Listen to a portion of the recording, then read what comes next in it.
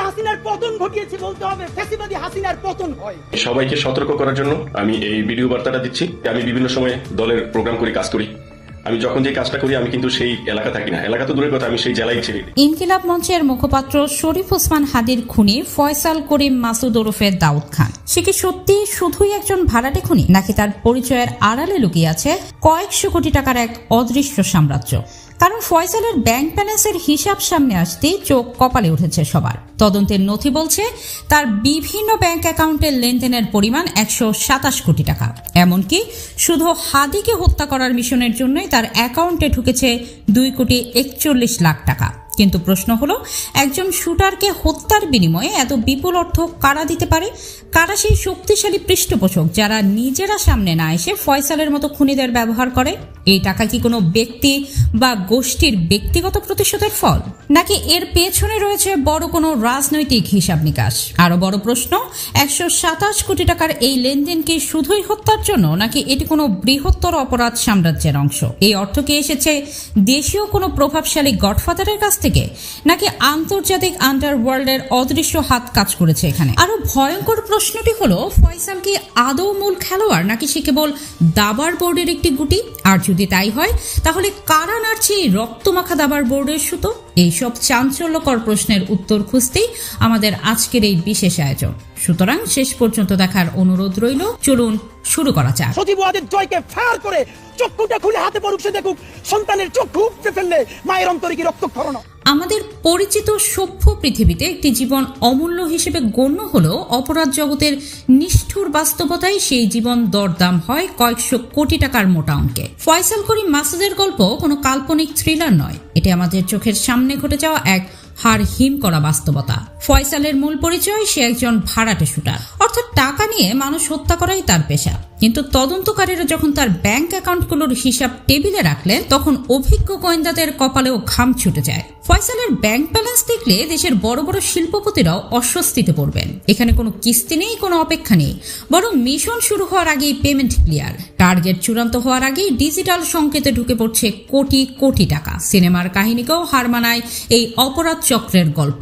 তদন্তে দেখা গেছে, হাদি হত্যার পরিকল্পনা যখন ধাপে ধাপে এগোচ্ছিল, ঠিক তখনই ফয়সালের ব্যাংক ব্যালেন্স অস্বাভাবিকভাবে ফুলে ফেপে ওঠে। হত্যাকাণ্ডের ঠিক 3 মাস আগে এবং 1 মাস আগে এই দুই সময়ে ঘটে দুটি বিশাল অঙ্কের ট্রানজেকশন। মোট 2,41,00,000 টাকা জমা পড়ে ফয়সাল ও তার স্ত্রীর বিভিন্ন অ্যাকাউন্টে। প্রথম দফায় 2025 সালের 18 সেপ্টেম্বর রূপনগরে অবস্থিত ফয়সালের একটি ব্যাংক অ্যাকাউন্টে জমা হয় 1,76,00,000 টাকা। আশ্চর্যের বিষয়, এই অ্যাকাউন্টে ছিল এসএমই উইমেন এন্টারপ্রাইজ নামের একটি প্রতিষ্ঠানের নামে। মজার ব্যাপার হলো, নামে উইমেন এন্টারপ্রাইজ হলেও মূল হত্যাকাণ্ডের নেপথ্যে ছিল ফয়সাল। হাদি হত্যার ঠিক 1 মাস আগে 4 নভেম্বর এনআরবিসি ব্যাংকের বেনারসি পল্লীর শাখায় জমা হয় 65,55,000 টাকা। এই অ্যাকাউন্ট ছিল ফয়সালের স্ত্রী সামিয়ার নামে। ফয়সাল জানতেন একবারে এত বড় টাকা তোলা সম্ভব নয়, তাই ধাপে ধাপে 1,76,00,000 টাকা উত্তোলন করে সে খুনের মিশন এবং নিজের আত্মগোপনের জন্য প্রস্তুতি নেয়। ফয়সাল ছিল অত্যন্ত চালাক চতুর। সে মাত্র 65,00,000 টাকা ব্যাংকে রেখে বাকিটা ক্যাশ করে নেন। হাদিকে খুনের আগে প্রতিটি পদক্ষেপ ছিল সুপরিকল্পিত। নিজের পরিবারকে নিরাপদে সরিয়ে দেয়, যেমন স্ত্রীকে নরসিংদীতে, বাবা মাকে কেরানীগঞ্জে, এমনকি বোনকে বিদেশে পাঠিয়ে দেয়। তারপর একদম ঠান্ডা মাথায় হাদির জীবন শেষ করার মিশনে নামে ফয়সাল। পুলিশ ইতিমধ্যে হাদির বাবা মা স্ত্রীকে গ্রেফতার করতে সক্ষম হয়েছে। কিন্তু ফয়সালের অপরাধ এখানেই শেষ নয়। তার কালো টাকার সাম্রাজ্য অনেক বিস্তৃত। একজন সাধারণ মানুষের সর্বোচ্চ 2 থেকে 3টি ব্যাংক অ্যাকাউন্ট থাকে, কিন্তু ফয়সালের লেনদেন ও অ্যাকাউন্ট সংখ্যা তা অনেক গুণে ছাড়িয়ে গেছে। কিন্তু এই ব্যক্তির অপরাধের জাল যে কতটা গভীরে বিস্তৃত ছিল, তাকে আদৌ কল্পনা করা যায়? একজন মানুষের নামে দেশের 14টি নামকরা ব্যাংকে সচল ছিল 53টি ব্যাংক অ্যাকাউন্ট। হ্যাঁ, একেবারেই ঠিক শুনছেন, ফয়সাল একা ব্যবহার করত 53টি অ্যাকাউন্ট। মাত্র 2017 থেকে 2025 এই 8 বছরে এইসব অ্যাকাউন্টের লেনদেন হয়েছে 127 কোটি টাকা। একজন পেশাদার শুটারের হাতে শত কোটি টাকার এমন অস্বাভাবিক লেনদেন গোটা গোয়েন্দা মহলকে স্তব্ধ করে দিয়েছে। সিআইডি থেকে শুরু করে সব সংস্থার মাথায় এখন একটাই প্রশ্ন, এই টাকা এলো কোথা থেকে?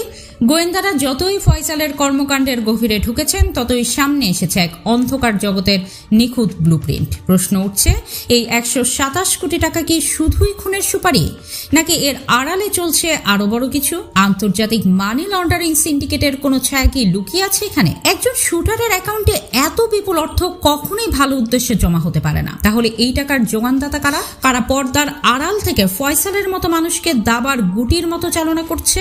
তদন্তে দেখা গেছে এই অর্থ রাতারাতি আসেনি। 2017 সাল থেকে ধাপে ধাপে টাকা ঢুকেছে, কখনো কয়েক লাখ, কখনো কয়েক কোটি। লেনদেনের এই প্যাটার্ন দেখে আর্থিক বিশেষজ্ঞরা স্পষ্ট ভাষায় বলছেন এটি একটি সুসংগঠিত মানি লন্ডারিং চক্রের নিখুঁত অপারেশন। খুনের সুপারির আড়ালে আসলে চলছিল কালো টাকা সাদা করার এক বিশাল ইন্ডাস্ট্রি, আর তার মুখ ছিল ফয়সাল। তবে ফয়সাল নির্বোধ ছিল না, সে জানতো সরাসরি আন্ডারওয়ার্ল্ডের পরিচয় মানেই দ্রুত ধরা পড়া।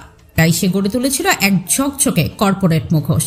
সমাজের চোখে সে ছিল একজন সফল, আধুনিক ও প্রতিভাবান আইটি উদ্যোক্তা। নিজের স্ত্রীর নামে একে একে খুলেছিল গালভরা নামের একাধিক প্রতিষ্ঠান, Apple soft, IT icon, software leads, training and consulting leads corporation আর ডিরেক্টরি প্রজেক্ট। ভিজিটিং কার্ড এসব নাম থাকলে যে কেউ ভাবত নিশ্চয়ই কোনো হাইটেক স্টার্টআপ, কিন্তু বাস্তবতা ছিল ভয়ঙ্কর। সিআইডি ও সাহসী সাংবাদিকরা যখন বাংলা মোটরের রূপায়ণ টাওয়ার এইসব প্রতিষ্ঠানের খোঁজে যান, তখন বেরিয়ে আসে আসল ধোঁয়াশা। কাগজে কলমে বাংলা মোটর কিংবা আদাবরের বাইতুল আমান হাউসিং ঠিকানা থাকলেও বাস্তবে সেখানে ছিল না কোনো অফিস, না ছিল দক্ষ আইটি ইঞ্জিনিয়ার, না কোনো সার্ভার রুম। ছিল শুধু শূন্য দেয়াল আর মিথ্যে আশ্বাসের সাইনবোর্ড, যার আড়ালে জমে উঠেছিল কোটি কোটি টাকার বিষাক্ত জঞ্জাল।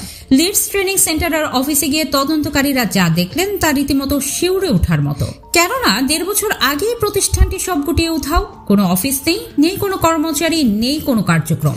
অর্থাৎ এই কোম্পানিগুলো কখনোই কোনো সফটওয়্যার বানায়নি, তারা বানিয়েছিল অপরাধের টাকাকে সাদা করার এক অবৈধ বর্ম। হিটম্যান ও কন্ট্রাক্ট কিলিং এর মাধ্যমে উপার্জিত রক্তমাখা টাকা এইসব ভুয়া প্রতিষ্ঠানের নামে বৈধ ব্যাংকিং চ্যানেলে ঢুকিয়ে দেওয়া হতো। তদন্ত যত এগিয়েছে ততই বেরিয়ে এসেছে আরো ভয়ঙ্কর তথ্য।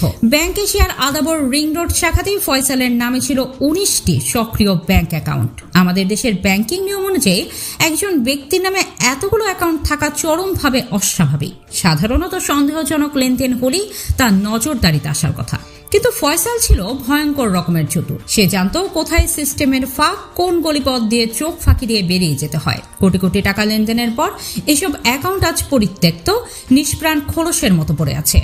এই ঘটনায় চোখে আঙুল দিয়ে দেখিয়ে দেয় আমাদের ব্যাংকিং খাতের অব্যবস্থাপনা ও নিরাপত্তার মারাত্মক দুর্বলতা। ফয়সাল কিন্তু নতুন কোনো অপরাধী নয়। গত বছর একবার মারাত্মক আগ্নেয়াস্ত্র সহ গ্রেপ্তারও হয়েছিল সে, কিন্তু রহস্যজনকভাবে জামিন পেয়ে বেরিয়ে আসে।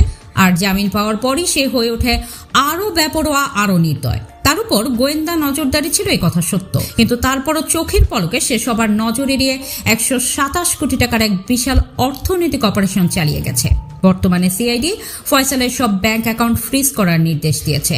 মানি লন্ডারিং আইনের আওতায় প্রতিটি ট্রানজেকশন এখন খুঁটিয়ে যাচাই করা হচ্ছে। কিন্তু সমস্যা হলো ফয়সাল এত নিখুঁতভাবে লেনদেনগুলো করেছে যে প্রকৃত অর্থের উৎস বের করা এখন গোয়েন্দাদের জন্য এক বিশাল চ্যালেঞ্জ। প্রেরকের নাম ভুয়া হতে পারে, আইপি অ্যাড্রেস বিদেশি সার্ভারের, লেনদেনের পথ ঘুরে গেছে একাধিক দেশের মধ্য দিয়ে। সব মিলিয়ে এটি যেন এক গভীর অন্ধকার জাল, যার প্রতিটি সুতো ছুলেই নতুন রহস্য সামনে আসে। তবে শুরুতেই দাবি করা হয়েছিল ফয়সালের লাস্ট ট্রানজেকশন বিএনপি নেতা মির্জা আব্বাসের ঢাকা ব্যাংক থেকে লেনদেন করা হয়েছে এবং তিনিও এই চক্রের সাথে জড়িত। কিন্তু পরবর্তীতে তদন্ত সংশ্লিষ্টরা সেটি মিথ্যা কিংবা গুজব বলে প্রকাশ করেন। এখন প্রশ্ন হলো, এই হত্যাকাণ্ডের পেছনে কি শুধুই আধিপত্য বিস্তারের লোক কাজ করেছে, নাকি এর আড়ালে রয়েছে কোনো বড় দেশি বিদেশি আন্তর্জাতিক চক্র? 127 কোটি টাকার এই বিশাল লেনদেনের পেছনের আসল সত্য কি চাপা পড়ে যাবে? মাত্র 2,41 লাখ টাকার নগদ অর্থ যারা একটি খুনের জন্য যোগান দিতে পারে, তারা কি সাধারণ মানুষ হতে পারে, নাকি আড়ালে আছে কোনো প্রভাবশালী রাজনৈতিক গডফাদার যারা নিজের হাত পরিষ্কার রাখতে ফয়সালের মতো শুটারদের দাবার গুটি হিসেবে ব্যবহার করছে, নাকি বাংলাদেশকে ট্রানজিট হিসেবে ব্যবহার করছে কোনো আন্তর্জাতিক আন্ডারওয়ার্ল্ড মাফিয়া চক্র? এই খুনি এখনো পলাতক, তার ব্যাংক ব্যালেন্স সরকারের জিম্মায়, কিন্তু ফয়সাল এখনো অধরা। আর যারা তাকে কোটি টাকার সাম্রাজ্য গড়তে সহায়তা করেছে, সেই অদৃশ্য হাতগুলো এখনো ধরা ছোঁয়ার বাইরে। কিন্তু প্রশ্ন থেকে যায়, আর কতদিন ফয়সাল ও তার অর্থের যোগানদাতারা আইনের ঊর্ধ্বে থাকবে? জনগণ আজ এই প্রশ্নের উত্তর চায়। ইতিমধ্যে হাদির কালজয়ী বক্তব্য এবং তার হত্যার বিচারের ট্রেন্ড সোশ্যাল মিডিয়া থেকে উড়িয়ে দেওয়ার চেষ্টা চলছে। এই উসমান হাদি এবং তার ভাই বোনেরা আল্লাহ ছাড়া এই জমিনের নিচে আর কাউকে ভয় পায় না। প্রিয় দর্শক, আপনার কি মনে হয় পর্দার আড়ালের সেই গডফাদাররা কি শেষ পর্যন্ত ধরা পড়বে, কিংবা আদৌ কি হাদি হত্যার কোনো বিচার হবে এই বাংলার মাটিতে? আপনার মতামত কমেন্ট করে জানান। ভিডিওটি ভালো লাগলে লাইক দিন, সত্য ছড়িয়ে দিতে শেয়ার করুন এবং এমন কাজ শিউরে ওঠা ইনভেস্টিগেটিভ ক্রাইম স্টোরি পেতে আমাদের সঙ্গেই থাকুন। আল্লাহ হাফেজ।